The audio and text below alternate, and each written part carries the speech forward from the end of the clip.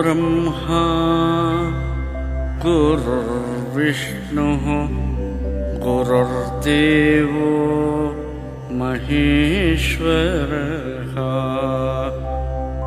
गुरुः साक्षात् परं ब्रह्म तस्मै श्री गुरवे नमः। तस्मै श्री गुरवे नमः। तस्मै श्री गुरवे नमः। श्रुतिस्मृतिपुराणानाम् आलयं करुणालयं नमामि भगवत्पादं शङ्करं लोकशङ्करं गौडपादं महाप्राज्ञं शङ्करं च जगद्गुरुं सुरेश्वरं च तच्छिष्यं सच्चिदानन्दमाश्रये।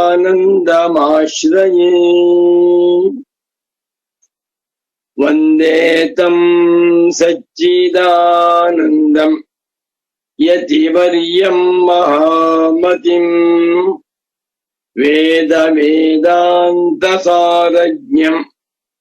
सद्गुरुं प्रणतोऽस्म्यहं श्रीगुरुं प्रणतोऽस्म्यहम्।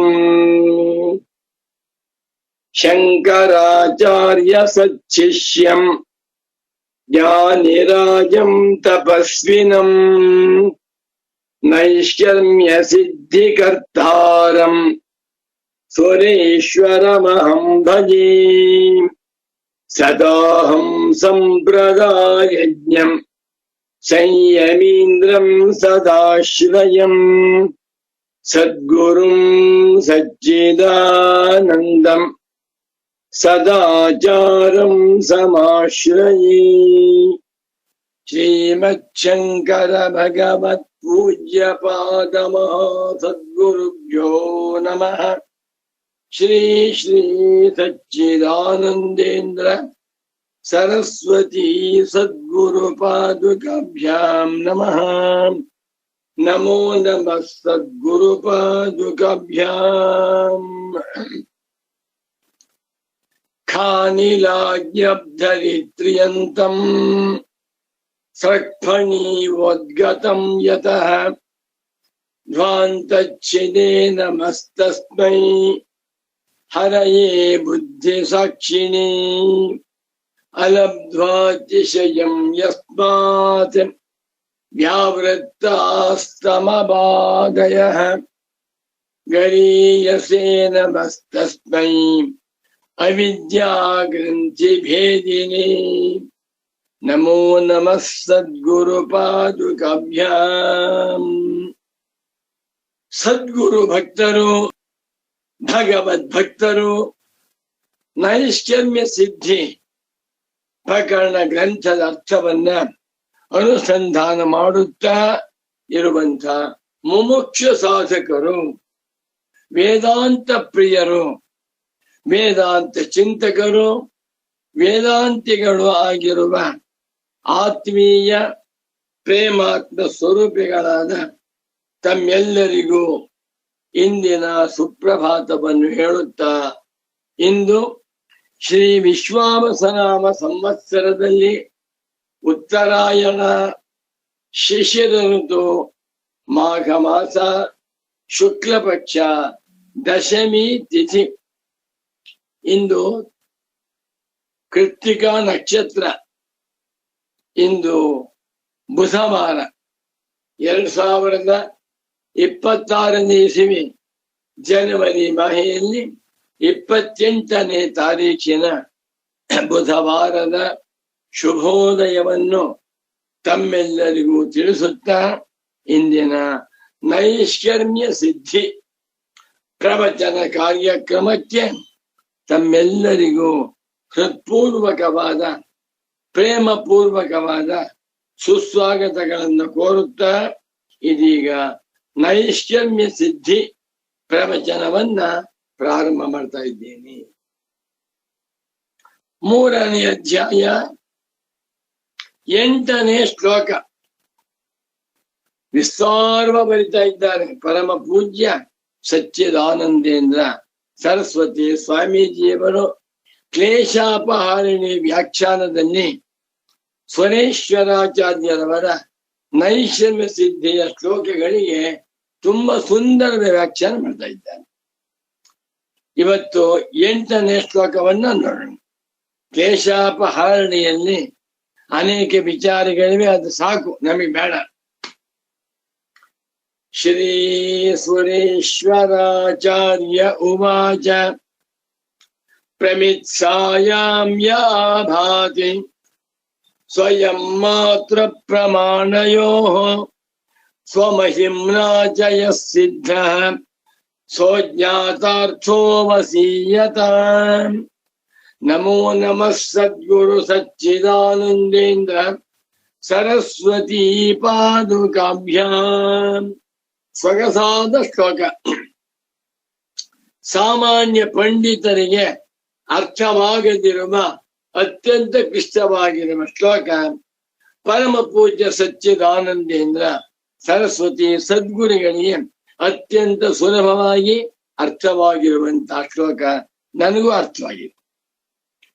ಅಥ ಸುರೇಶ್ವರಾಚಾರ್ಯಾಣಾಂ ನೈಷ್ಕರ್ಮ್ಯ ಸಿದ್ಧೌ ತೃತೀಯಾಧ್ಯಾಯೇ 8ಮ ಶ್ಲೋಕಃ. ಶ್ರೀ ಸುರೇಶ್ವರಾಚಾರ್ಯ ಉವಾಚ ಪ್ರಮಿತ್ಸಾಯಾಂ ಯಾ ಭಾತಿ ಸ್ವಯಂ ಮಾತ್ರ ಪ್ರಮಾಣಯೋಃ ಸ್ವಮಹಿಮ್ನಾ ಚ ಯಃ ಸಿದ್ಧಃ ಸೋಜ್ಞಾತಾರ್ಥೋ ವಸೀಯತಾಂ. ನಮೋ ನಮಃ ಸದ್ಗುರು ಪಾದುಕಾಭ್ಯಾಂ. ತುಂಬಾ ಜ್ವರ ಇದೆ. ಶ್ಲೋಕಕ್ಕೆ ಪದ ವಿಭಾಗವನ್ನು ಮಾಡ್ತೇನೆ. ಪ್ರಮಿತ್ಸಾಯಾಂ ಯಹ ಆಭಾತಿ ಸ್ವಯಂ ಮಾತ್ರ ಪ್ರಮಾಣಯೋಃ 5 ಆಯ್ತು. ಸ್ವಮಹಿಮ್ನಾ ಚ ಯಹ ಸಿದ್ಧಃ ಸಹ 10. ಅಜ್ಞಾತಾರ್ಥಃ ಅವಸೀಯತಾಂ 12 ಪದಗಳಿಂದ ರಚಿತವಾಗಿರುವ ಸಿದ್ಧವಾಗಿರುವ ದಿವ್ಯ ಶ್ಲೋಕವಿದು. ಎಷ್ಟು ಚೆನ್ನಾಗಿದೆ. ಅದ್ವೈತ ವೇದಾಂತ ದರ್ಶನದ ರಹಸ್ಯಗಳನ್ನ ವಿಚಾರ ಪ್ರಧಾನವಾಗಿ ಒಂದೊಂದಾಗಿ ತಿಳಿಸ್ತಾ ಇದ್ದಾರೆ. ಯಾರು? ಭಗವಾನ್ ಸ್ವರೇಶ್ವರಾಚಾರ್ಯರವರು. ಈ ಶ್ಲೋಕಕ್ಕೆ ಭಗವಾನ್ ಸ್ವರೇಶ್ವರಾಚಾರ್ಯರವರು ಒಂದು ಸುಂದರವಾದ ಅವತರಣಿಕಾ ವಾಕ್ಯವನ್ನು ಬರೆದಿದ್ದಾರೆ. ಪೀಠಿಕಾ ವಾಕ್ಯ. ಈ ಶ್ಲೋಕ ಯಾಕೆ ಬಂದಿದೆ, ಈ ಶ್ಲೋಕದಲ್ಲಿ ಏನನ್ನು ಹೇಳುತ್ತಿದ್ದೇವೆ ಎನ್ನುವುದನ್ನು ತೋರಿಸ್ತಾರೆ. ಸನ್ನಜ್ಞಾತೋ ಭವೇತ್ ತತಃ ಇತ್ಯುಕ್ತಂ ಅಧಸ್ತೇನ ಅಧಸ್ತನೇನ ಶ್ಲೋಕೇನ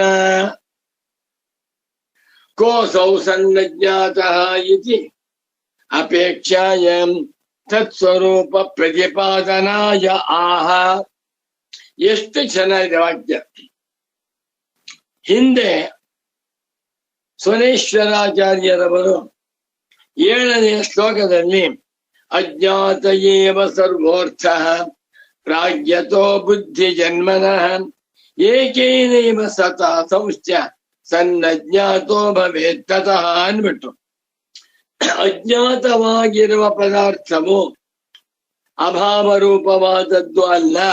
ಸನ್ ಅಸ್ತಿ ಸನ್ ಇರುವಂಥ ಪದಾರ್ಥ ಇದ್ದುಕೊಂಡು ಅಜ್ಞಾತವಾಗಿರುವ ಪದಾರ್ಥವೇ ಸಂಸಾರಕ್ಕೆ ಕಾರಣ ಅಂತ ಹೇಳಿದ್ರು.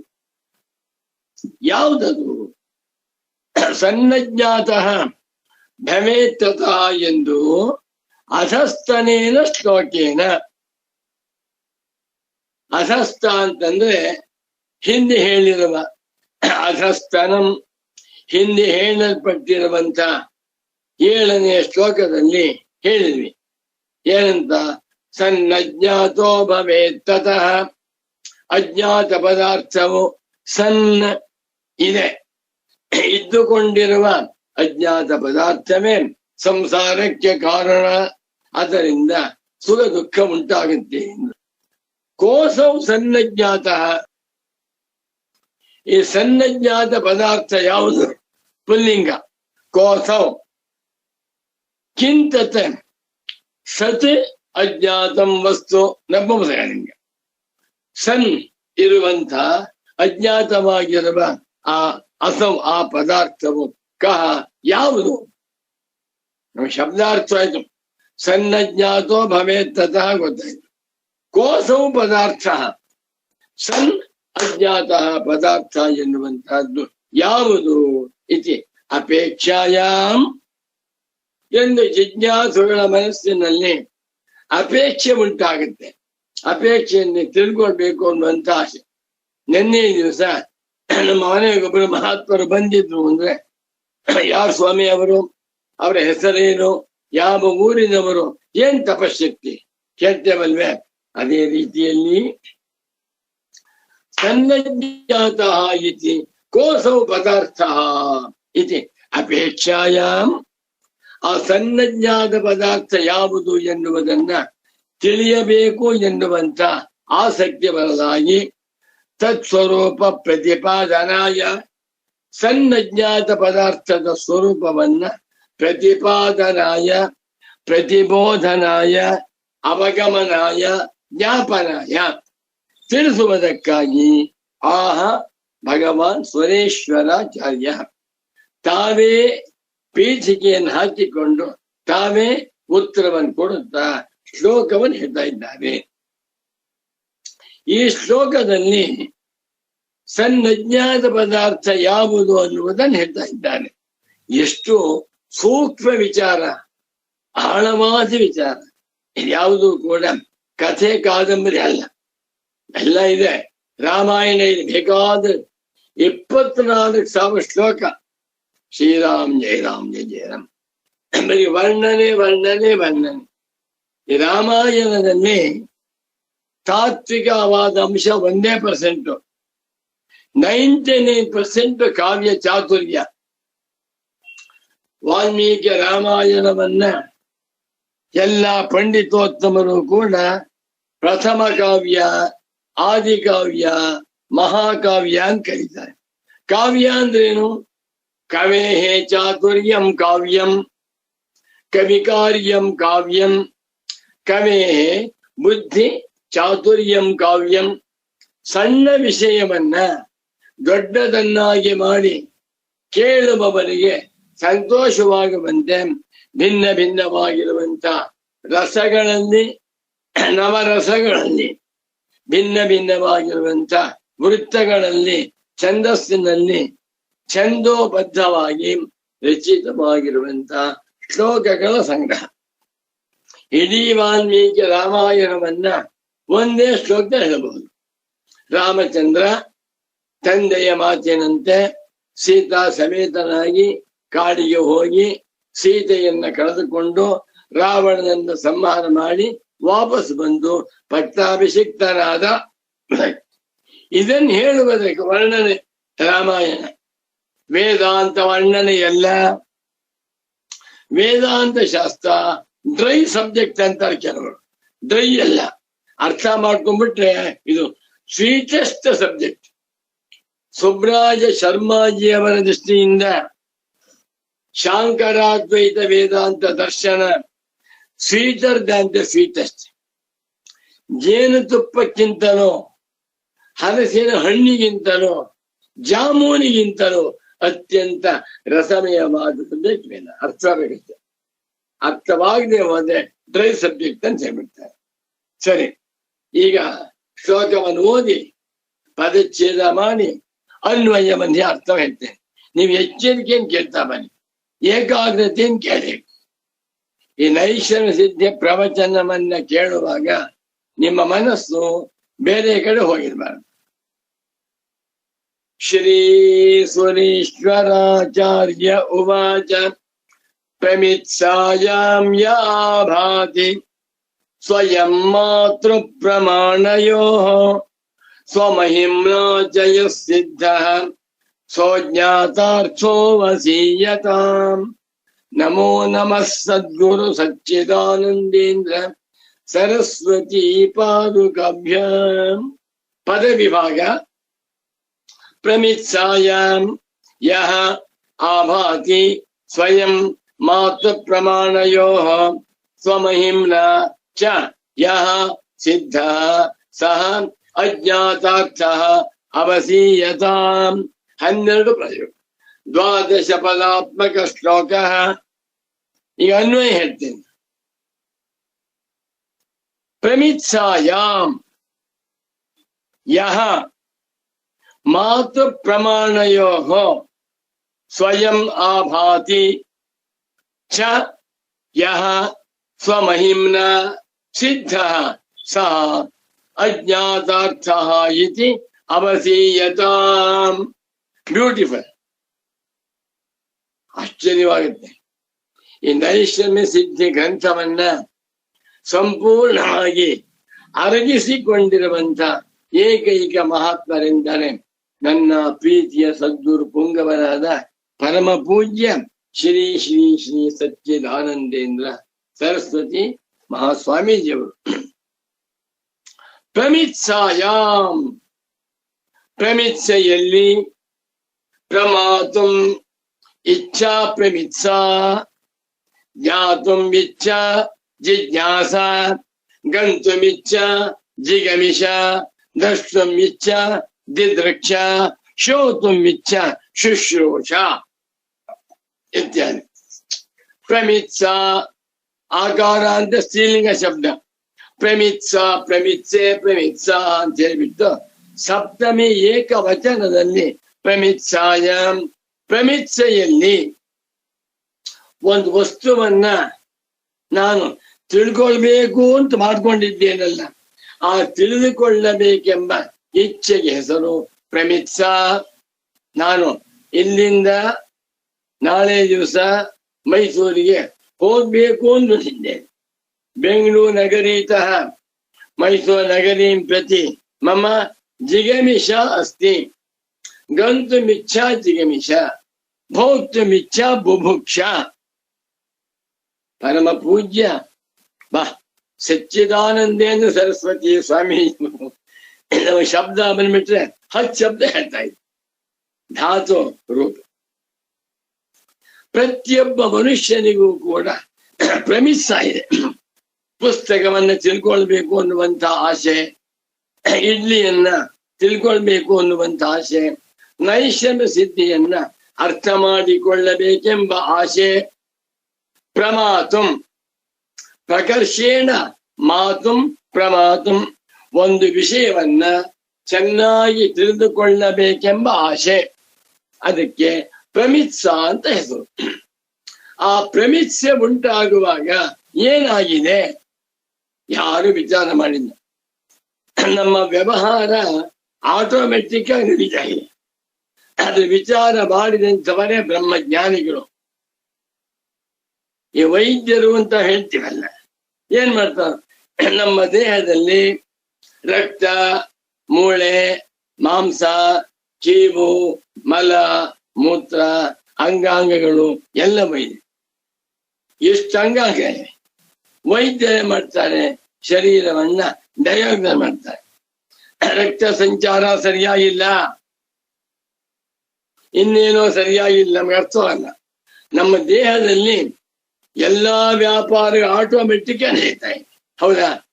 ಬೆಳಿಗ್ಗೆ ಹೇಳ್ತೇವೆ, ಸ್ನಾನ ಮಾಡ್ತೇವೆ, ಪೂಜೆ ಮಾಡಿದ್ವು, ತಿಂಡಿ ತಿನ್ನುವು, ಆಫೀಸ್ ಹೋದ್ವು, ಮನೆಗೆ ಬಂದ್ವು, ಪುನಃ ರಾತ್ರಿ ತಿಂಡಿ ಮಲಿಕೊಂಡ್ಬಿಟ್ವಿ. ಇಷ್ಟೇ ಗೊತ್ತಿಲ್ಲ ನಮಗೆ.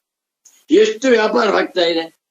ತಿಂದಂತ ಅನ್ನ ಕಣ್ಣಾಗ್ತಾ ಇದೆ, ಕಿವಿ ಆಗ್ತಾ ಇದೆ, ಮೂಳೆ ಆಗ್ತಾ ಇದೆ, ರಕ್ತ ಅಭಿವೃದ್ಧಿ ಆಗ್ತಾ ಇದೆ, ಕುಡಿಯುವಂತ ನೀರಿನಿಂದ ಮೂತ್ರಕೋಶ ಶುದ್ಧವಾಗ್ತಾ ಇದೆ, ಗೊತ್ತೇ ಇಲ್ಲ. ಅದೇ ತರಹ ನಮ್ಮ ವ್ಯವಹಾರಗಳು ನಡೀತಾ ಇದೆ. ಆ ವ್ಯವಹಾರಗಳನ್ನ ವಿಚಾರ ಮಾಡಿ ಯಾವುದು ಅವಿದ್ಯೆಯಿಂದ ನಡೀತಾ ಇದೆ, ಯಾವುದು ಪರಮಾರ್ಥ ಸ್ವರೂಪ ಎನ್ನುವುದನ್ನ ನಿರ್ಣಯ ಮಾಡುವಂಥವರೇ ಬ್ರಹ್ಮಜ್ಞಾನಿಗಳು. ಬ್ರಹ್ಮಜ್ಞಾನಿಗಳಿಗೂ ವ್ಯವಹಾರ ಉಂಟು, ಅಜ್ಞಾನಿಗಳಿಗೂ ವ್ಯವಹಾರ ಉಂಟು, ಸೈಂಟಿಸ್ಟ್ಗೂ ವ್ಯವಹಾರ ಉಂಟು, ವೈದ್ಯರಿಗೂ ವ್ಯವಹಾರ ಉಂಟು. ಅಜ್ಞಾನಿಗಳು ಯಾವ ವಿಚಾರವನ್ನು ಮಾಡದೆ ಸುಮ್ಮನೆ ವ್ಯವಹಾರ ಮಾಡ್ಕೊಂಡು ಹೋಗ್ತಾ ಇದ್ದಾರೆ. ಆದರೆ ಜ್ಞಾನಿಗಳು ಇದನ್ನ ಚೆನ್ನಾಗಿ ವಿಶ್ಲೇಷಣೆ ಮಾಡ್ತಪ್ಪ, ಇದೆಲ್ಲವೂ ಕೂಡ ಅವಿದ್ಯಾ ಕಾರ್ಯ. ನೀನು ಸಾಕ್ಷ್ಯ ಸ್ವರೂಪನಾಗಿದ್ದೀಯ, ಇಷ್ಟೆಲ್ಲ ವ್ಯವಹಾರವಾಗ್ತಾ ಇದೆಯಲ್ಲ, ಬೆಳಗಿದವನು ಯಾರು? ಕಿಂಜ್ಯೋತಿಸ್ತವ ಭಾನುಮಾನ ಹನಿಮೆ ರಾತ್ರೌ ಪ್ರದೀಪಾಧಿಕಂ ಸ್ಯಾದೇವಂ ರವಿದೀಪ ದರ್ಶನ ವಿಧಂ ಕಿಂಜ್ಯೋತಿರಕ್ಷಾಹಿಮೆ ಚಕ್ಷುಸ್ತತ್ತ ನಿಮೀಲನಾದಿ ಸಮಯೇ ಕಿಂ ದೀರ್ಧಿಯೋ ದರ್ಶನೆ ಕಿಂ ತತ್ರ ಹವತೋ ಭವಾನ್ ಪರಮ ಕಿಂ ಜ್ಯೋತಿಸ್ತತಸ್ಮಿ ಪ್ರಭಾ. ನಮಗೆ ಗೊತ್ತಿಲ್ಲ, ನಾನು ಸ್ವಯಂ ಜ್ಯೋತಿ ಸ್ವರೂಪನಾಗಿದ್ದೇನೆ ಎನ್ನುವುದನ್ನ ಹೊಸದಾಗಿ ಪ್ರತಿಷ್ಠೆ ಮಾಡ್ಬೇಕಾಯ್ತು. ಇದು ಬಿಟ್ಟು ಏನ್ ತೋರಿಸ್ತಾ ಇದ್ದಾರೆ? ಏನ್ ಗೌಡಪಾದರು, ಶಂಕರರು, ಸುರೇಶ್ವರ್ ಒಬ್ರಿಂದೊಬ್ರು ರಮಣ ಮಹರ್ಷಿಗಳು, ಏನು ಸಚ್ಚಿದಾನಂದೇಂದ್ರ ಸರಸ್ವತಿ ಸ್ವಾಮಿಗಳು. ನನಗೆ ಈ 5 ಜನ ಮಹಾತ್ಮರಲ್ಲಿ ಪರಮ ಪೂಜ್ಯ ಭಾವನೆ. ಒಂದು ಪುಸ್ತಕ ಬರೆದಿದ್ದೇನೆ, ದೊಡ್ಡವರ ದೊಡ್ಡ ಮಾತುಗಳು. ನೋಡಿ ಆ ಪುಸ್ತಕವನ್ನು. 5 ಜನ ದೊಡ್ಡವರು, ಅವರ ದೊಡ್ಡ ದೊಡ್ಡ ಮಾತು, ಸಣ್ಣ ಮಾತಲ್ಲ. 5 ಜನ ಸೈಂಟಿಸ್ಟ್ ಸೇರಿದ್ದಾರೆ, ವಿಜ್ಞಾನಿಗಳು, ಅವರ ದೊಡ್ಡ ಮಾತು. ಒಬ್ಬ ಹೇಳ್ತಾನೆ ಸೂರ್ಯನು ಒಂದು ಗೋಳಕ, ಅವನ ಸುತ್ತಲೂ ಕೂಡ ನವಗ್ರಹಗಳನ್ನು ಸುತ್ತಾಡ್ತಾ ಇವೆ ಅಂತ. ಮತ್ತೊಬ್ಬ ಹೇಳ್ತಾನೆ ಈ ಪ್ರಪಂಚವೆಲ್ಲ ಆಕಾಶದಲ್ಲಿ ತೇಲಾಡ್ತಾ ಇದೆ. ಮತ್ತೊಬ್ಬ ಸೈಂಟಿಸ್ಟ್ ಹೇಳ್ತಾನೆ ಭೂಮಿ ಎನ್ನುವಂತಹದ್ದು ಸ್ಥಿರವಾಗಿಲ್ಲ, ತನ್ನ ಸುತ್ತಲೂ ಸುತ್ತುತ್ತಾ ಸೂರ್ಯ ಸುತ್ತಾ ಇದೆ ಅಂತಾನೆ. ಎಲ್ಲ ಸೈಂಟಿಸ್ಟ್ ಮಾತು, ಬ್ರಹ್ಮಜ್ಞಾನಿ ವಿಜ್ಞಾನಿಗಳ ಮಾತು. ಹೌದಾ? ಅದೇ ರೀತಿ ಬ್ರಹ್ಮಜ್ಞಾನಿಗಳ ಕಮ್ಮಿ ಇಲ್ಲ ಸ್ವಾಮಿ. ವಿಜ್ಞಾನಿಗಳನ್ನು ಮೀರಿಸಿದ್ದಾರೆ ಬ್ರಹ್ಮಜ್ಞಾನಿಗಳು. ವಿಜ್ಞಾನಿಗಳು ಬ್ರಹ್ಮಜ್ಞಾನಿಗಳು ಅದ್ಭುತ, ಪರಮಾದ್ಭುತ. ನೋಡಿ, ಪ್ರಮಿತ್ಸಾಯಾಮ್, ಪ್ರತಿಯೊಬ್ಬ ಮನುಷ್ಯನಿಗೂ ಪ್ರಮಿತ್ಸ ಎನ್ನುವುದು ಉಂಟಾಗ್ತಾ ಇದೆ. ಚಿಕ್ಕ ಮಗು ಅದೊಂದು ಪೆನ್ ಇದೆ, ತಿಳ್ಕೊಳ್ಬೇಕು ಅಂತ ಹೋಗ್ತಾ ಇದೆ. ದೊಡ್ಡ ಗೃಹಸ್ಥ 1000 ರೂಪಾಯಿ ನೋಟ್ ಇದೆ, ಅದು ತಗೊಳ್ಬೇಕು ಅಂತ ಹೋಗ್ತಾ ಇದೆ. ಬ್ಯಾಂಕಿನಲ್ಲಿ ಮ್ಯಾನೇಜರ್ 1 ದಿವಸಕ್ಕೆ 1 ಕೋಟಿ ರೂಪಾಯಿ ಲೆಕ್ಕ ಮಾಡ್ತಾ ನೋಡ್ತಾ ಇದ್ದಾನೆ. ಒಬ್ಬ ರೈತ ಜಮೀನಿನಲ್ಲಿ ಭತ್ತವನ್ನು ಬಿತ್ತಾ ಇದ್ದಾನೆ, ಇತ್ಯಾದಿ ಇತ್ಯಾದಿ. ಇದಕ್ಕೇನ್ ಹೆಸರು? ಪ್ರಮಿತ್ಸ. ಪ್ರಮಾತು ಇಚ್ಛಾ ಪ್ರಮಿತ್ಸ, ವಿಷಯಗಳನ್ನ ತಿಳಿದುಕೊಳ್ಳಬೇಕೆಂಬ ಆಸೆ. ಪ್ರಮಿತ್ಸಾಯಾಮ್, ಇಂಥ ಪ್ರಮಿತ್ಸೆಯಲ್ಲಿ ಯಾವನು ಮಾತೃ ಪ್ರಮಾಣಯೋ, ಮಾತೃ ಪ್ರಮಾತೃ ಪ್ರಮಾಣ, ಪ್ರಮಾತೃ ಮತ್ತು ಪ್ರಮಾಣಗಳಲ್ಲಿ ಸ್ವಯಂ ತಾನೇ ತಾನಾಗಿ ಆಭಾತಿ ಬೆಳಗುತ್ತಿದ್ದಾನೆಯೋ ಅಂದ್ರೇನು? ಆತ್ಮನು ಪ್ರಮಾತೃವನ್ನು ಬೆಳಗುತ್ತಿದ್ದಾನೆ, ಪ್ರಮೇಯವನ್ನು ಬೆಳಗುತ್ತಿದ್ದಾನೆ. ಪ್ರಮಾತ, ಜ್ಞಾತ, ಅವಗಂತ, ವಿಜ್ಞಾತ, ದ್ರಷ್ಟ ಎಲ್ಲ ಸಿನಾನಿಮ್ಸ್. ಪ್ರಮಾತೀತಿ ಪ್ರಮಾತ, ಪ್ರಮಿನೋತೀತಿ ಪ್ರಮಾತ. ಮಾತ ಅನ್ಬಿಟ್ರು. ಮಾತೃ ಎನ್ನುವ ಮಾತಿಗೆ ಅಳತೆ ಮಾಡುವವನು, ವಸ್ತುವಿನ ಸ್ವರೂಪವನ್ನು ನಿರ್ಣಯ ಮಾಡುವವನು. ಈ ಪ್ರಪಂಚದಲ್ಲಿರುವ 1,000 ಕೋಟಿ ಮಾನವರಿಗೂ ಪ್ರಮಾತಗಳೆಂದು ಹೆಸರು. ಮತ್ತು ಪ್ರಮೇಯ ಅಥವಾ ಪ್ರಮಾಣ, ಮಾತೃ ಪ್ರಮಾಣಯೋ. ಎಷ್ಟು ಚೆನ್ನಾಗಿದೆ ಸ್ವಾಮಿ. ಪ್ರಮಾತೃವಿನಲ್ಲಿಯೂ ಪ್ರಮಾಣದಲ್ಲಿಯೂ ಕೂಡ ಯಾವನು ಸ್ವಯಂ ಆಭಾತಿ, ತಾನೇ ತಾನಾಗಿ ಬೆಳಗುತ್ತಿದ್ದಾನೆಯೋ, ತಾನೇ ತಾನಾಗಿ ತೋರುತ್ತಿದ್ದಾನೆಯೋ. ಅದು ಬಿಡಿಸ್ತೇನೆ ನೋಡಿ. ನಾನೊಬ್ಬ ಪ್ರಮಾತ, ನಾನು ನೈಷಮ್ಯ ಸಿದ್ಧಿ ಗ್ರಂಥವನ್ನ ತಿಳ್ಕೊಳ್ಬೇಕು ಅಂತ ಪ್ರಯತ್ನ ಮಾಡ್ತಾ ಇದ್ದೇನೆ. ಪ್ರಮಿತ್ಸ ಅಂತ ಹೆಸರು. ನಾನು ನೈಷಮ್ಯ ಸಿದ್ಧಿ ಎನ್ನುವಂತಹ ಪ್ರಮೇಯವನ್ನ ತಿಳ್ಕೊಳ್ಬೇಕು ಪ್ರಯತ್ನ ಮಾಡ್ತಾ ಇದ್ದೇನೆ. ಪ್ರಮಾತ್ರವಾದ ನಾನು ಪ್ರಮೇಯವಾದಂತಹ ವಸ್ತುವನ್ನ ನೈಷಮ್ಯ ಸಿದ್ಧಿಯನ್ನ ತಿಳ್ಕೊಳ್ಬೇಕು ಅಂತ ಇಷ್ಟಪಡ್ತಾ ಇದ್ದೇನೆ. ಆ ಪ್ರಮಿಸ್ಸೆ ಉಂಟಾಗುವಾಗ ಪ್ರಮಾಣವನ್ನು ಬಳಸ್ತೇನೆ. ಪ್ರಮಾಣ ಯಾವುದು? ಕಣ್ಣು, ಮನಸ್ಸು, ಬುದ್ಧಿ. ಕಣ್ಣು, ಮನಸ್ಸು, ಬುದ್ಧಿಗಳಿಗೆ ಪ್ರಮಾಣ ಅಂತ ಹೆಸರು. ನನಗೆ ಪ್ರಮಾತ ಅಂತ ಹೆಸರು. ಪುಸ್ತಕಕ್ಕೆ ನೈಷಮ್ಯ ಪ್ರಮೇಯ ಅಂತ ಹೆಸರು. ಈಗ ಪ್ರಮಾತೃವಿಗೆ ಶಕ್ತಿ ಬಂದದ್ದು ಯಾರಿಂದ? ಆತ್ಮನಿಂದ. ತಸ್ಯ ಭಾಸಾ ಸರ್ವಮಿದಂ ವಿಭಾತಿ. ಪ್ರಮಾತೃವು ನಿಜವಾಗಿ ಪ್ರತ್ಯೇಗಾತ್ಮ ಸ್ವರೂಪನೇ ಆಗಿದ್ದಾನೆ. ಪ್ರಮಾತೃವಿಗೆ ಸ್ವತಂತ್ರವಾದಂತ ಅಸ್ತಿತ್ವವಿಲ್ಲ. ಅಂತಃಕರಣವನ್ನ ನಾನೆಂದು ಮಾಡಿಕೊಂಡಿರುವಂತಹ ಜೀವಾತ್ಮನೇ ಪ್ರಮಾತೃ. ಬುದ್ಧಿಯನ್ನ ನಾನೆಂದು ಮಾಡಿಕೊಂಡು ನೈಷಮ್ಯ ಸಿದ್ಧಿ ಎನ್ನುವಂತಹ ಗ್ರಂಥವನ್ನ ತಿಳ್ಕೊಳ್ಬೇಕು ಅಂತ ಹೋಗ್ತಾ ಇದ್ದೇನಲ್ಲ, ಇವನಾದ ನಾನೇ ಪ್ರಮಾತೃ. ನನಗೆ ಬೆಳಕು ಬಂದದ್ದು ಯಾರಿಂದ? ಆತ್ಮನಿಂದ. ಹೌದಾ? ಸ್ವಲ್ಪ ಯೋಚನೆ ಮಾಡಿ ನೋಡಿ, ಯಾರು ವಿಚಾರಣೆ ಮಾಡಿದೆ.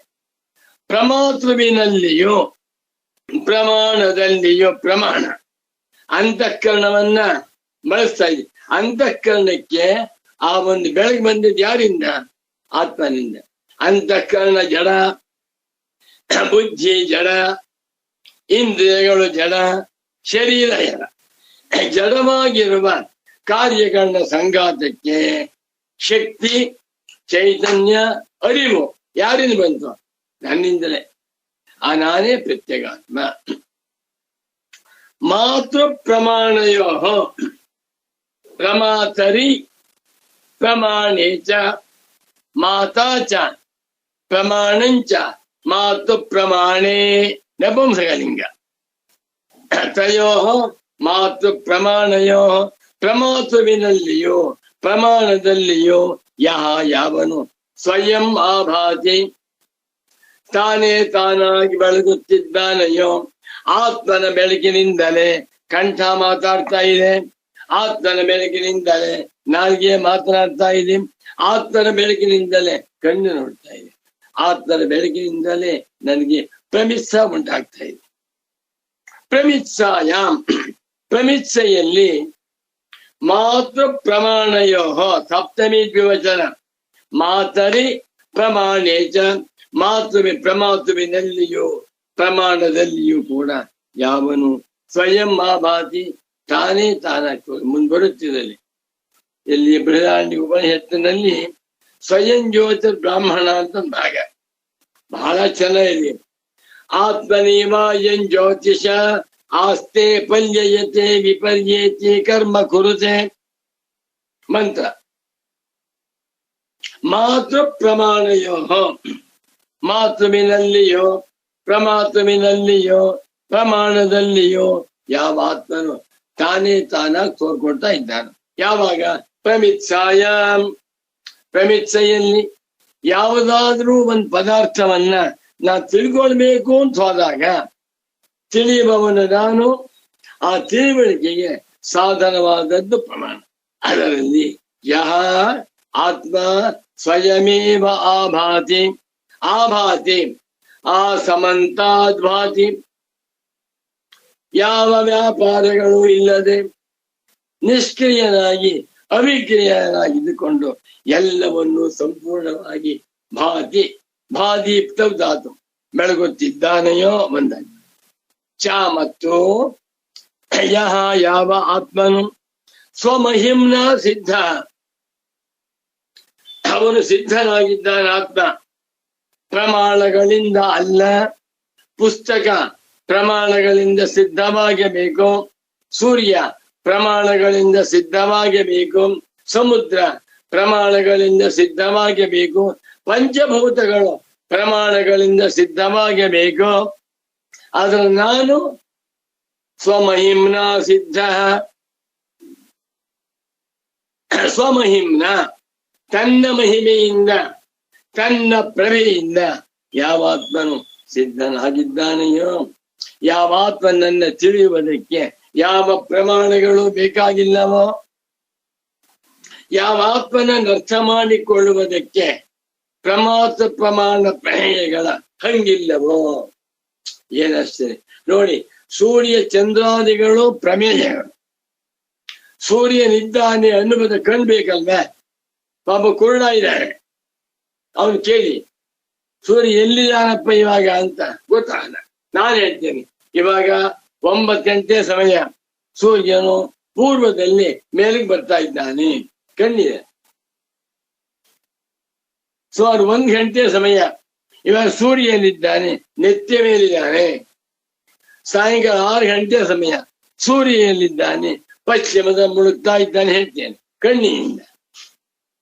ನೋಡಿ, ಒಂದು ಮಾತನ್ನು ಹೇಳಿದ್ದ ಪೂಜ್ಯ ಸದ್ಗುರುಗಳು, ಪರಮ ಪೂಜ್ಯ ಸಚ್ಚಿದಾನಂದೇಂದ್ರ ಸರಸ್ವತಿ ಸ್ವಾಮಿಗಳವರು ಸಾಮಾನ್ಯ ಮನುಷ್ಯರೇ ಅಲ್ಲ, ಬ್ರಹ್ಮನಿಷ್ಠರು, ಬ್ರಹ್ಮ ಸ್ವರೂಪರೇ. ನೋಡಪ್ಪ ಮಗು, ಸೂರ್ಯನು ಬಹಳ ಬಹಳ ದೊಡ್ಡವನು, ಹೌದಾ? 14 ಲೋಕಗಳನ್ನು ಬೆಳಗುತ್ತಿರುವಂತಹ ಮಹಾತ್ಮ, ಅರಿವಿನ ಸ್ವರೂಪ, ಪ್ರಕಾಶದ ಸ್ವರೂಪ. ಅಂತ ಸೂರ್ಯನಿಗೆ ಅಸ್ತಿತ್ವ ಬಂದದ್ದು ನನ್ನ ಕಣ್ಣಿನಿಂದ. ಚಿಂಜ್ಯೋತಿಸ್ತವ ಭಾನುಮಾನ ಹನಮೆ ರಾತ್ರೋ ಪ್ರದೀಪಾದಿಕಂ ಸ್ಯಾದೇವಂ ರವಿದೀಪ ದರ್ಶನವಿದೋ ಕಿಂಜ್ಯೋತಿರಾಕ್ಷ ಹಿಮೆ ಚಕ್ಷುಸ್ತತ್ರ. ಕಣ್ಣು ಎಂತ ಅದ್ಭುತವಾದ ಕರ್ಣ. ನೋಡುವುದಕ್ಕೆ 2 ಕಣ್ಣಿದೆ, ಕಣ್ಣಿನ ಒಳಗಡೆಯಲ್ಲಿ ಸಣ್ಣ ಪಾಪ ಇದೆ. ಎಷ್ಟು ಶಕ್ತಿ ಇದೆ! ಇಡೀ ಪ್ರಪಂಚವನ್ನೇ ಬೆಳಗುತ್ತಿರುವಂತ ಸೂರ್ಯನಿಗೆ ಅಸ್ತಿತ್ವವನ್ನ ಕೊಡುವಂತಹದ್ದು ಕಣ್ಣು.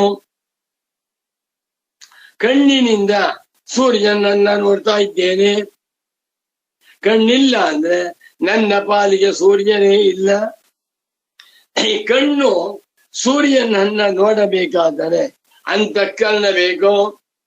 ಅಂತಃಕರಣ ಕಣ್ಣಿನ ಮೇಲೆ ಬಿದ್ದಾಗ ನೋಡುತ್ತೆ. ಅಂತಃಕರಣ ಜಡ.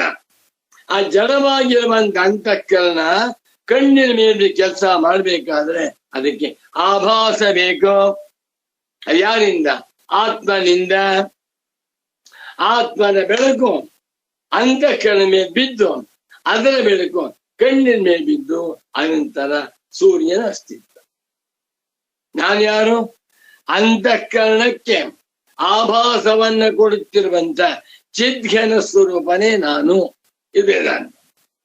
ಯಾರು ಬೇಕಾದ್ರೂ ತಿಳ್ಕೊಂಡು, ಜಾತಿ, ವರ್ಣ, ಆಶ್ರಮ, ಕುಲ, ಪಂಥ, ಸಂಪ್ರದಾಯ, ರೀತಿ ಏನೂ ಇಲ್ಲ.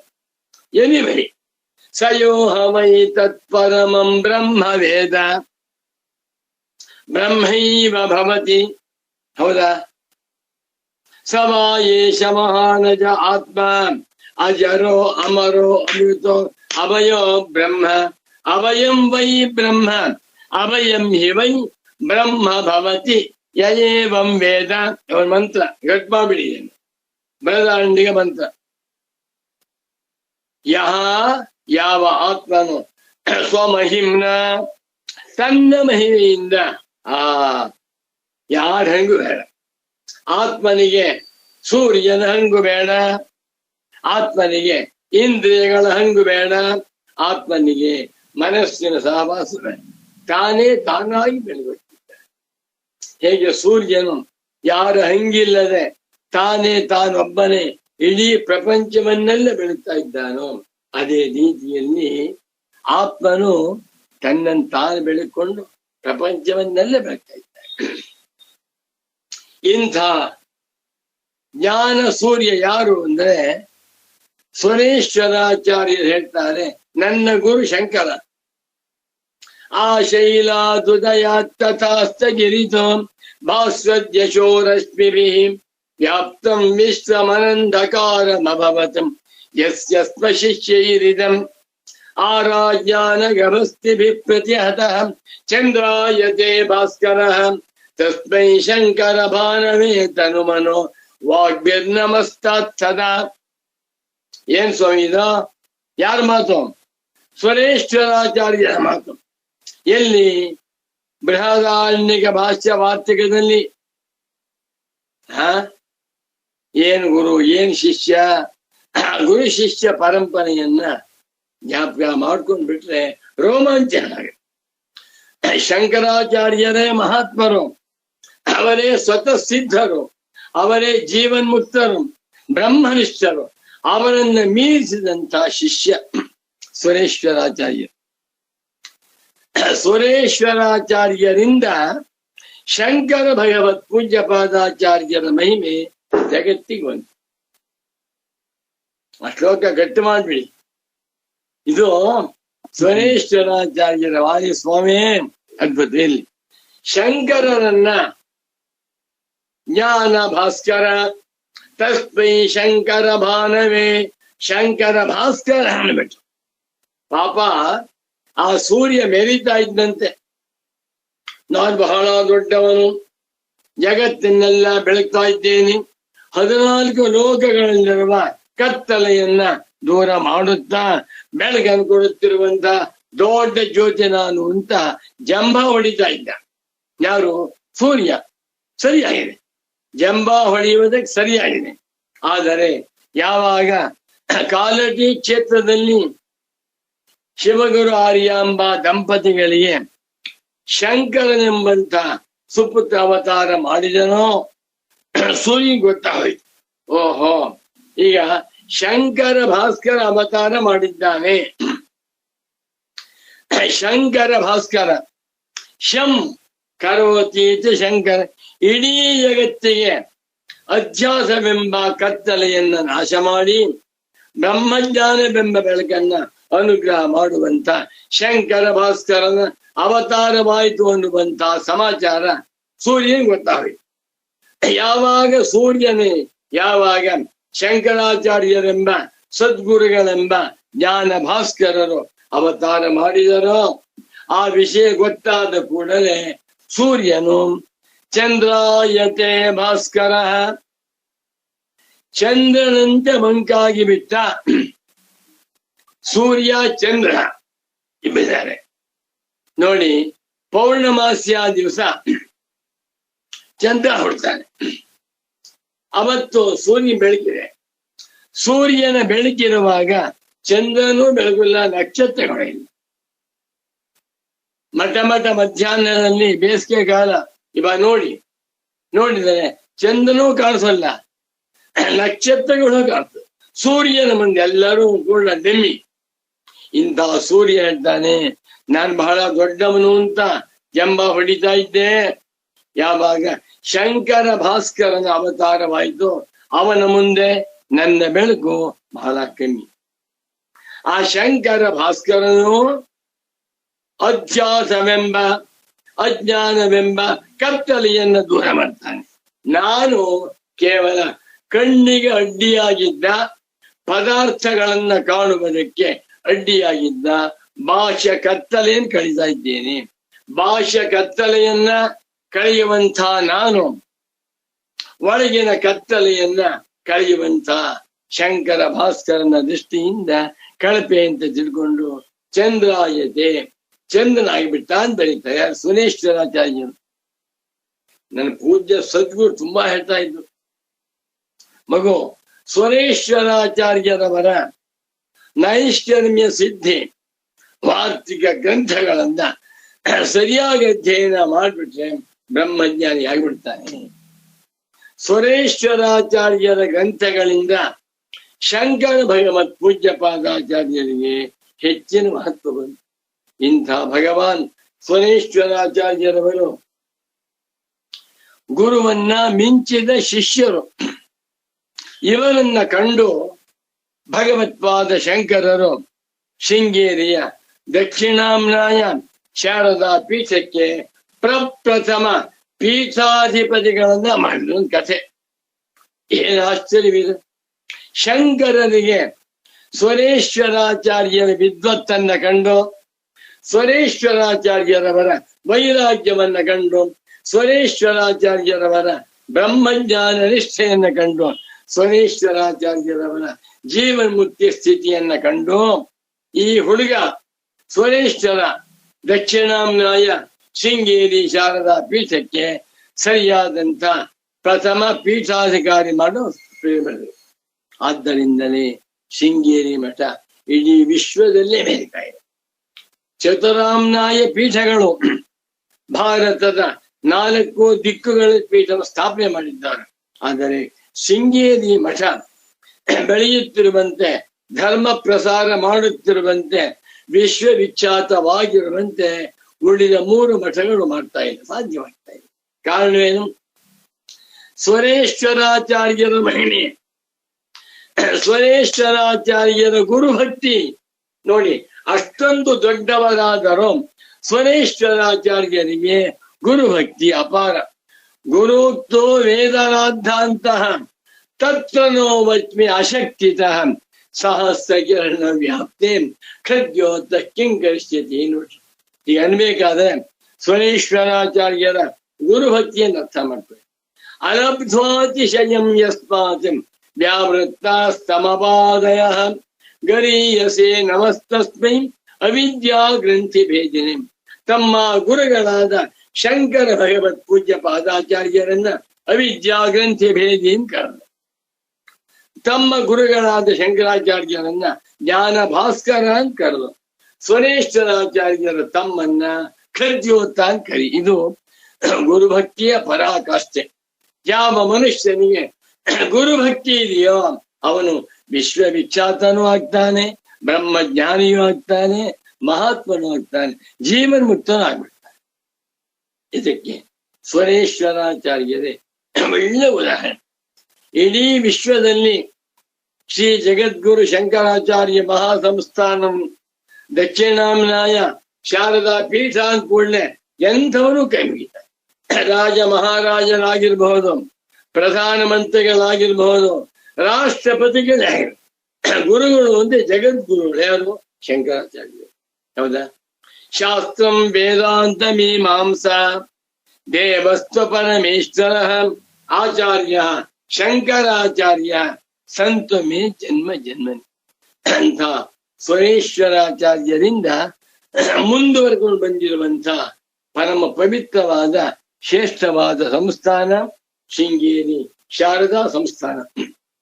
ಪ್ರಮಿತ್ಸೆಯಲ್ಲಿ ಯಾವ ಆತ್ಮನು ಪ್ರಮಾತುವಿನಲ್ಲಿಯೋ ಪ್ರಮಾಣದಲ್ಲಿಯೋ ತಾನೇ ತಾನಾಗಿ ಹೊಳೆಯುತ್ತಿದ್ದಾನೆಯೋ, ಯಾವ ಆತ್ಮನು ತನ್ನ ಮಹಿಮೆಯಿಂದ ತಾನೇ ತಾನಾಗಿ ಸ್ವತಃ ಸಿದ್ಧನಾಗಿದ್ದಾನೆಯೋ ಅಂತ ಆತ್ಮ ಹೆಸರು ಅಜ್ಞಾತಾರ್ಥ. ಅವನು ಅಜ್ಞಾತ, ತಿಳಿಯಲ್ಪಟ್ಟಿಲ್ಲ. ಈ ಆತ್ಮನ ಸ್ವರೂಪವನ್ನ ತಿಳಿಯದೇ ಇರುವುದರಿಂದ ಆಗಿರುವಂತಹದ್ದು. ಈ ಆತ್ಮನನ್ನ ತಿಳಿದುಕೊಳ್ಳದೆ ಹೋದರೂ ಅವನೇ ನಿಜವಾಗಿರುವಂತ ಆತ್ಮ. ಇವನನ್ನೇ ನಾವು ಅಜ್ಞಾತಾರ್ಥ ಎಂದು ಕರೆಯುತ್ತಿದ್ದೇವೆ. ಇವನೇ ಅಜ್ಞಾತಾರ್ಥ ಎಂದು ಅವಸೀಯತ ಅಂದ್ರೆ ನಿಶ್ಚೀಯತ, ನೀವು ತಿಳಿದುಕೊಳ್ಳಿ, ಅರ್ಥ ಮಾಡಿಕೊಳ್ಳಿ ಅಂತ ಹೇಳ್ತಾ ಇದ್ದಾನೆ. ಒಟ್ಟಿನಲ್ಲಿ ಆತ್ಮನೇ ತಿಳಿಯಲ್ಪಡದೇ ಇದ್ದಾಗ ಅಜ್ಞಾತಾತ್ಮನಾಗಿ ತೋರುತ್ತಾನೆ. ಅವನೇ ಈ ದ್ವೈತ ಪ್ರಪಂಚ ಕಾಣುವುದಕ್ಕೆ ಕಾರಣ. ಆ ಆತ್ಮನ ಸ್ವರೂಪವನ್ನ ಅರ್ಥ ಮಾಡ್ಕೊಂಡ್ಬಿಟ್ರೆ, ಆತ್ಮನೇ ನಾನು ತತ್ವವಾದಾಗ ದ್ವೈತವೂ ಇಲ್ಲ, ಅಜ್ಞಾನವೂ ಇಲ್ಲ. ಸರ್ವಂ ಆತ್ಮೆ, ಆತ್ಮೈವೇದಂ ಸರ್ವಂ. ನೋಡಿ ಎಷ್ಟು ಚೆನ್ನಾಗಿ, ಬ್ರಹ್ಮೈವೇದಂ ಸರ್ವಂ. ರಾಮಾಯಣದಲ್ಲಿ ಬರುವಂತ ರಾಮಚಂದ್ರ, ಸೀತಾದೇವಿ, ಆಂಜನೇಯ, ದಶರಥ, ಅವನ 3 ಜನ ಪತ್ನಿಯರೆಲ್ಲವೂ ನಾನೇ. ಮಹಾಭಾರತದಲ್ಲಿ ಬರುವಂತ ಕೌರವರು, ಪಾಂಡವರು, ಭೀಷ್ಮ, ದ್ರೋಣ, ಅಶ್ವತ್ಥಾಮ ಎಲ್ಲರೂ ನಾನೇ. ಭಾಗವತದಲ್ಲಿ ಬರುವಂತ ಶ್ರೀಕೃಷ್ಣ ಪರಮಾತ್ಮ, ಶುಕಮುನಿಗಳು, ಪರೀಕ್ಷಿತ್ ಮಹಾರಾಜ ಎಲ್ಲವೂ ನಾನೇ. ಯಾಕೆ? ಎಚ್ಚರವೇ ನಾನು ಅಂತಾದ ಮೇಲೆ. ಹೌದಾ? ಏನ್ ಸ್ವಾಮಿ ಇದು? ಎಷ್ಟು ವೇದಾಂತದ ಸಾರವಿದೆ.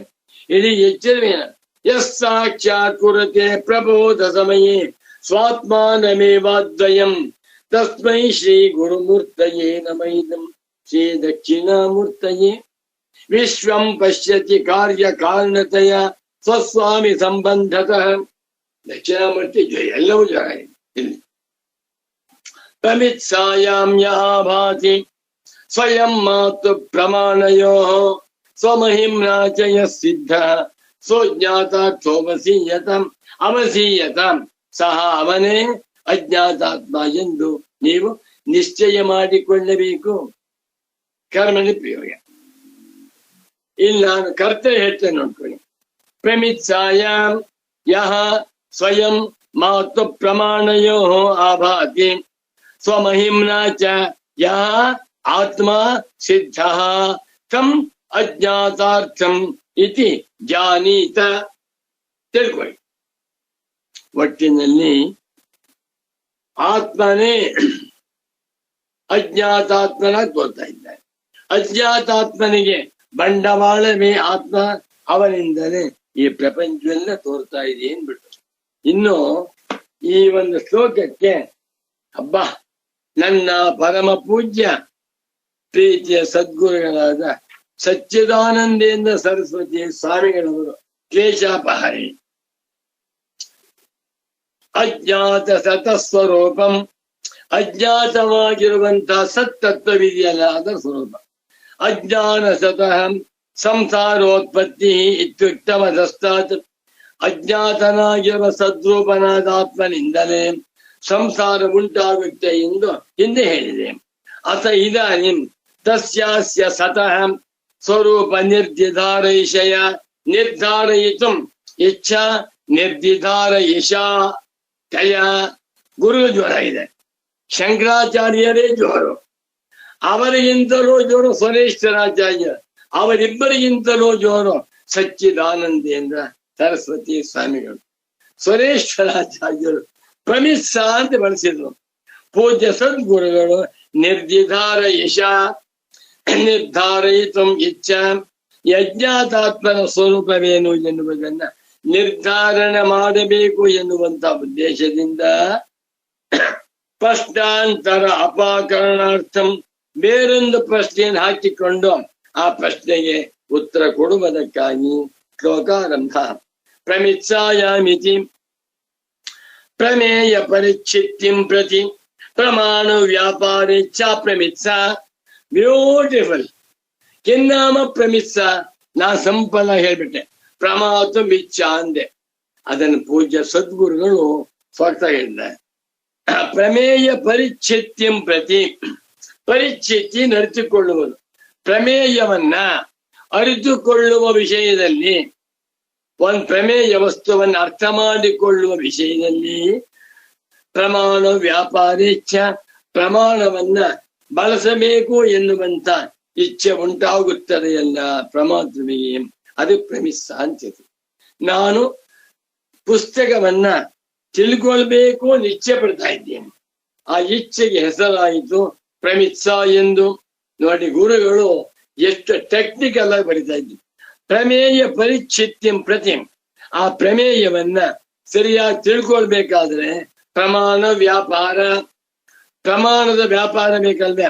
ಶಬ್ದವನ್ನು ಕೇಳ್ಬೇಕಾದ್ರೆ ಕಿವಿ ಸರಿಯಾಗಿ ಬಳಸ್ಬೇಕು, ಪಾಯಸ ರುಚಿ ನೋಡ್ಬೇಕಾದ್ರೆ ನಾಲ್ಗೆ ಸರಿಯಾಗಿ ಬಳಸ್ಬೇಕು, ಇನ್ನು ಕುರ್ಚಿ ಹೇಗಿದೆ ಅಂತ ನೋಡ್ಬೇಕಾದ್ರೆ ಸ್ಪರ್ಶೇಂದ್ರಿಯ ಬೇಕು. ಅದು ಪ್ರಮಾಣ ವ್ಯಾಪಾರ ಇಚ್ಛಾ. ಪ್ರಮಾಣಗಳ ವ್ಯಾಪಾರವನ್ನ ಮಾಡಬೇಕೆಂಬ ಇಚ್ಛೆ ಉಂಟಾಗುತ್ತಲ್ಲ, ಅದಕ್ಕೆ ಹೆಸರು ಪ್ರಮಿತ್ಸ. ತಸ್ಯಾಂ ಪ್ರಮಿತ್ಸಾಯಾಂ ಸತ್ಯಾಂ, ಅಂತ ಪ್ರಮಿತ್ಸ ಉಂಟಾದಾಗ ಪ್ರಮಾತು ಪ್ರಮಾಣಯೋ ಸ್ವಮಹಿಮ್ನ ಸ್ವಯಂ ಪ್ರಕಾಶ ಸಂವಿದ್ರೂಪೇಣ ಯಹ ಸಿದ್ಧ. ಬಾಬಾ ಏನ್ ಗುರುಗಳ ವ್ಯಾಖ್ಯಾನ ಬ್ರಹ್ಮಾನಂದ. ನೋಡಿ, ಸ್ವರೇಶ್ವರಾಚಾರ್ಯರವರ ನೈಷಮ್ಯ ಸಿದ್ಧಿ ಗ್ರಂಥ ಒಳ್ಳೆ ಮುಮುಕ್ಷ ಜನಗಳಿಗೆ ಹಲಸಿನ ತೊಳೆ. ಅದಕ್ಕೆ ಸಚ್ಚಿದಾನಂದೇಂದ್ರ ಸರಸ್ವತಿ ಸ್ವಾಮಿಗಳವರ ಕ್ಲೇಶಾಪಹಾರನಿ ಜೇನುತುಪ್ಪ ಇದ್ದಾಗ ಈ ಊಟ ಮಾಡುವವರೇ ಪುಣ್ಯವಂತ. ಆದ್ರೆ ಗ್ರಹಚಾರ ಯಾರು ಓದ್ತಾ ಇಲ್ಲ. ಎಲ್ಲ ಅಧ್ಯಾತ್ಮ ಸಾಧಕರು ಕೂಡ, ಎಲ್ಲಾ ಸನ್ಯಾಸ ಮುಮುಕ್ಷುಗಳು ಕೂಡ ಏನೋ ಜಪ ತಪ ಮಾಡ್ಕೊಂಡು ಮೌನವಾಗಿದ್ದು ಉಪವಾಸವಿದ್ದು ಆರೋಗ್ಯ ಕೆಡಿಸ್ಕೊಂಡ್ಬಿಡ್ತಾರೆ. ಎಚ್ಚರಿಕೆ ಬೇಡ. ನಿಜವಾಗಿ ಮುಮುಕ್ಷುಗಳ ನೀವು ಹಾಗಾದ್ರೆ ಜಿಜ್ಞಾಸುಗಳಾಗ್ಬೇಕು. ನಿಜವಾದ ಜಿಜ್ಞಾಸುಗಳ ತತ್ವವನ್ನು ತಿಳ್ಕೊಳ್ಬೇಕು. ತತ್ವ ತಿಳ್ಕೊಳ್ಬೇಕಾ, ವಿಚಾರವನ್ನು ಮಾಡ್ಬೇಕು. ವಿಚಾರ ಮಾಡ್ಬೇಕಾ, ಶಮದಮಾದಿ ಸಂಪನ್ನರಾಗಿ ಗುರುಗಳಲ್ಲಿ ಅಪಾರವಾದ ಭಕ್ತಿ ಇಟ್ಕೊಂಡು ನೈಷಮ ಸಿದ್ಧಿ ಓದಬೇಕು. ಓದ್ತಾ ಬಂದರೆ ಅಹಂ ಬ್ರಹ್ಮಾಸ್ಮಿ ಎನ್ನುವಂತಹ ತಿಳುವಳಿಕೆ ಸಹಜವಾಗಿ ಬಂದವರು. ಅಹಂ ಬ್ರಹ್ಮಾಸ್ಮಿ ಎಂಬ ತಿಳುವಳಿಕೆ ಬಂದ ಮೇಲೂ ಅವನಿಗೆ ಇಡ್ಲಿನೇ, ರೊಟ್ಟಿಯಾಗೆ ಕಾಣಿಸುತ್ತೆ, ಹಾವನಾಗೆ ಕಾಣಿಸುತ್ತೆ, 10 ರೂಪಾಯಿ ನೋಟು 10 ರೂಪಾಯಿ ನೋಟಾಗೆ ಕಾಣಿಸುತ್ತೆ. ಬ್ರಹ್ಮಜ್ಞಾನಿಗೂ ಕೂಡ ವ್ಯವಹಾರಗಳು ಇಂದ್ರಿಯಗಳಿಂದ ನಮ್ಮಂತೆ ಆಗುತ್ತೆ. ವಿಶೇಷವೇನು? ಇದೆಲ್ಲವೂ ಕಲ್ಪಿತ.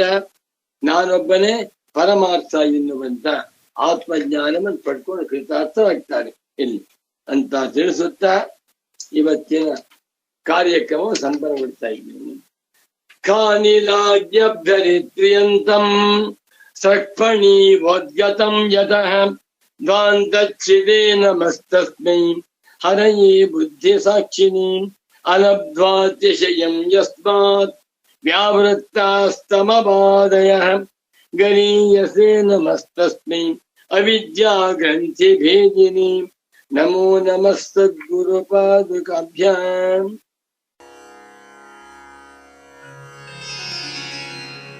ಬೇಡುವೆ ದೇವ. ಶ್ರೀಗಳು ವೇದಾಂತ ಪುಸ್ತಕಗಳ ರಚನೆಯಲ್ಲಿ, ವೇದಾಂತ ಉಪನ್ಯಾಸಗಳಲ್ಲಿ, ವೇದಾಂತ ಪಾಠ ಮಾಡುವುದರಲ್ಲಿ ಎಷ್ಟು ನಿಸ್ಸೀಮರೋ, ಕಾವ್ಯದಲ್ಲಿ, ಹಾಡುಗಳ ರಚನೆಯಲ್ಲಿ ಪ್ರಾಸಬದ್ಧವಾಗಿ ತಾಳಕ್ಕೆ ಹೊಂದುವಂತೆ ಸ್ಪಷ್ಟ ಕನ್ನಡದಲ್ಲಿ ಗೀತೆಗಳನ್ನು ರಚಿಸುವುದರಲ್ಲಿಯೂ ಅಷ್ಟೇ ನಿಸ್ಸೀಮರು. ವೇದಾಂತ ವಾಗ್ಗೇಯಕಾರರು. ಈ ಹಾಡಿನಲ್ಲಿ ಎಷ್ಟು ಚೆನ್ನಾಗಿ ಜೀವನದ 3 ಹಂತಗಳನ್ನು ತೆಗೆದುಕೊಂಡು, ಅಂದರೆ ಬಾಲ್ಯ, ಯೌವನ, ಮುಪ್ಪು, ಅವರ ನಡೆ, ನುಡಿ ಹಾಗೂ ಯೋಚನೆಗಳ ಸ್ಥಿತಿಗಳನ್ನು ಉದಾಹರಿಸಿ ಪ್ರತಿ ಹಂತದಲ್ಲಿಯೂ ಮಕ್ಕಳಿಗೆ ಕಾಯ, ಯುವಕರಿಗೆ ವಾಚ ಹಾಗೂ ವೃದ್ಧರಿಗೆ ಮನಸಾ ನಡೆಯುವ ರೀತಿಯನ್ನು ಸರಳವಾಗಿ ಬಣ್ಣಿಸಿದ್ದಾರೆ. ಭಾಷೆ ಹಳಗನ್ನಡವಾದರೂ ಅರ್ಥಪೂರ್ಣ. ಬೇಡುವೆ ದೇವ.